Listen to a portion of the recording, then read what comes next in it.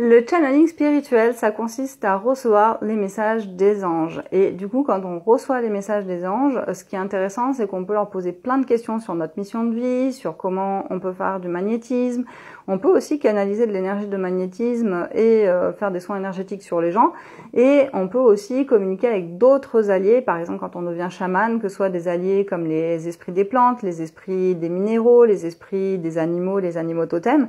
Donc vraiment, le channeling spirituel, il a vraiment plein d'utilisations différentes et vous pouvez en faire à partir du moment où votre taux vibratoire commence à augmenter et que vous ouvrez les chakras pour vous relier au don de votre âme. En effet, le don de channel ou de canalisation, c'est un don qui vient de l'âme.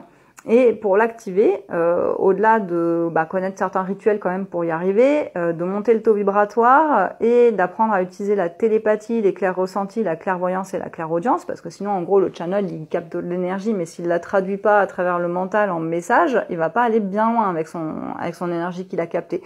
Donc le channel en fait il a vraiment un rôle aussi de messager, parce qu'à partir du moment où il a capté les messages, soit il les garde pour lui, quand ça le concerne directement, mais il peut aussi le faire pour les autres et venir en aide dans le monde aux autres avec sa mission de médium ou de channel.